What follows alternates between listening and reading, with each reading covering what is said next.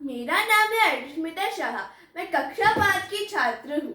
आज मैं आप लोगों के सामने एक पंचतंत्र की कहानी शीर्षक झगड़ालू मेंढक पेश करने जा रही हूँ। एक कुएं में ढेर सारे मेंढक रहते थे।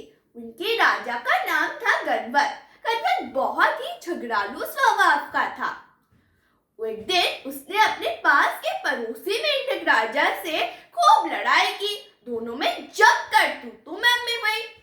वापस आकर उसने अपने मेंढकों से शिकायत की कि पड़ोसी देश के राजा ने उसका घोर अपमान किया है और इसका बदला लेने के लिए मैं उन्हें आदेश देता है कि चलो हम पड़ोसी राज्य आक्रमण करें।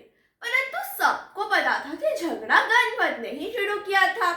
इसलिए कुछ बुद्धिमान ने एकजुट होकर बोला, राजन, पड़ोसी राज्य में हमसे दुगने तथा ताकतवर मेंढक है, हम ये लड़ाई नहीं लड़ सकते।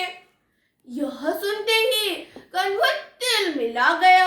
उसने ये ठान ली कि वह इन गद्दारों को सबक सिखाकर रहेगा। फिर वह अपने बेटों के पास जाकर भड़काया, बेटा, पड़ोसी देश के राजा ने तुम्हारे पिताश्री का घोर अपमान किया है, इसलिए तो उसके बेटों की ऐसी पिटाई करो कि वह पानी मांगने लग जाए। परंतु उसके बेटों ने भी कहा कि पिताश्री, आपने तो कभी हमें तड़ाड़ने की इजाजत ही नहीं दी और तड़ाड़ने से ही तो मेंढकों में बल, जोश और हौसला आता है और इसके बिना भला हम किसी की क्या पिटाई करेंगे। अब गणवत सबसे चिढ़ गया। अगले दिन वह कूदते फुदकते और बड़बड़ाते हुए जब कुएं से बाहर निकला तो उसे एक भयंकर नाग दिखा।